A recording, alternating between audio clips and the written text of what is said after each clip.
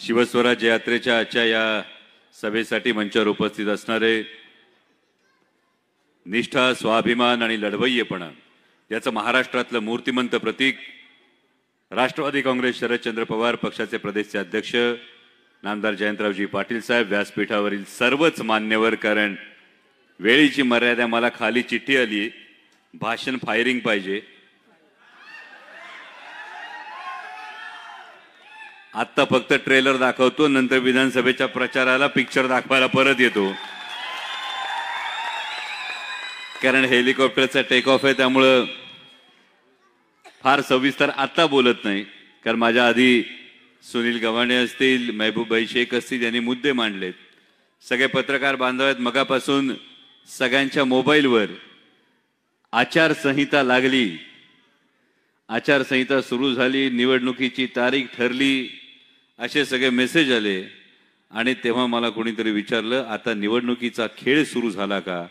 म्हटलं, इतर पक्षांसाठी निवडणुकीचा खेळ असेल, महाराष्ट्रासाठी यंदा पवार वेळ सुरू झाली आहे. हे गारुड आदरणीय शरदचंद्रजी पवार साहेबांचं कारण या महाराष्ट्रानं बघितले. महाराष्ट्र वाट बघत होता, महाराष्ट्र वाट बघत होता का टप्प्यात आला का कार्यक्रम करायचा आहे. आणि आता ज्यांनी गद्दारी केली, ज्यांनी महाराष्ट्रातले पक्ष फोडले, ज्यांनी माता भगिनींची सुरक्षितता वाऱ्यावर टांगली, ज्यांनी कायदा आणि सुव्यवस्था वेशीवर टांगली, आणि ज्यांनी सत्तेची दिवाळी बघण्यासाठी राज्याच्या तिजोरीची होळी केली, या सगळ्यांचा कार्यक्रम ठरलाय. तारीख ठरली 20 नोव्हेंबर आणि गुलाल तयार ठेवायचा आहे 23 नोव्हेंबरला. कारण जसं पेशंट जर आयसीयूत जातो, पेशंट आयसीयूत जातो, डॉक्टर सांगतात आता काही शक्यता राहिली नाही. नातेवाईक म्हणतात डॉक्टर वाटेल ते करा, पण काही करून पेशंटला वाचवा. ही भावनिकता जशी असते त्या पद्धतीनं सरकारने जो काही शेकडो घोषणा आणि शेकडो निर्णय एकेका मंत्रिमंडळ बैठकीत घ्यायला सुरुवात केली, यावरून कळायला लागलं म्हणजे 2.5 वर्षात दुसरं काहीच केलं नव्हतं. म्हणून आता 2-3 मंत्रिमंडळ बैठकांमध्ये कुठे 160 निर्णय, कुठे 180 निर्णय, हे निर्णयावर निर्णय घेणं सुरू आहे.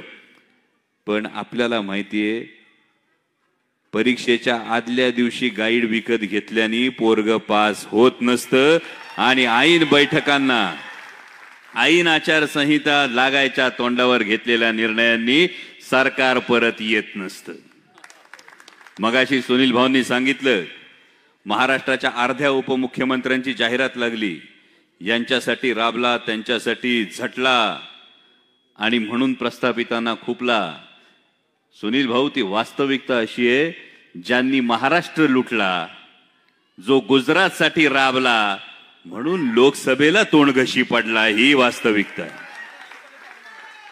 पण इचलकरंजीकरांना तुम्हाला जाणीवपूर्वक सांगतो, लोकसभा निवडणुकीला आदल्या रात्री काहीतरी अफवा पसरल्याचा कानावर आलं.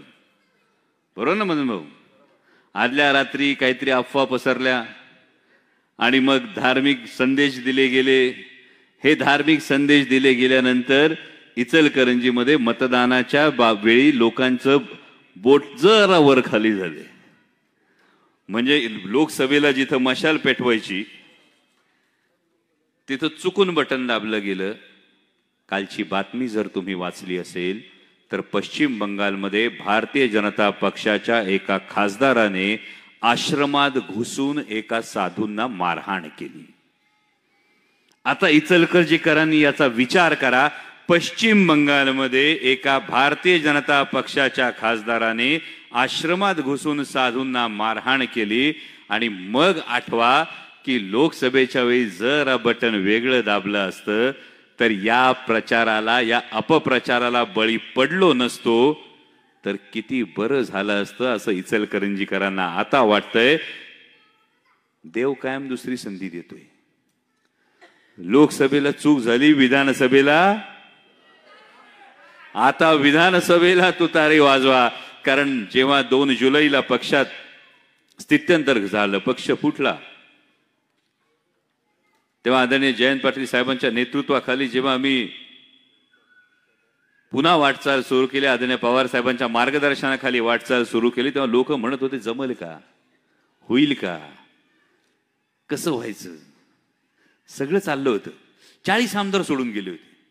40 आमदार सोडून गेले होते. होईल का, जमल का असं वाटता वाटता आता महाराष्ट्रातल्या 65 विधानसभा मतदारसंघांमध्ये फिरून आलोय. लोकसभेला लोकांना विश्वास बसायला लागला. जरा जरा जुळतंय, जमतंय, कुठंतरी गाडं रुळावर येते असं वाटता वाटता आदरणीय पवार साहेबांच्या नेतृत्वाखाली, जयंत पाटील साहेबांच्या मार्गदर्शनाखाली 10 पैकी 8 खासदार राष्ट्रवादी काँग्रेस पक्षाचे निवडून आले आणि महाराष्ट्राची खात्री पटली.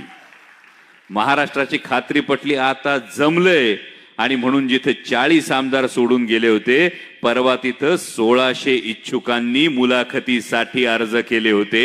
हा फरक आहे, ही जादू आहे. आणि म्हणून सांगतो, इतरांसाठी निवडणुकीचा खेळ असला तरी महाराष्ट्रासाठी आता ही पवार वेळ आहे.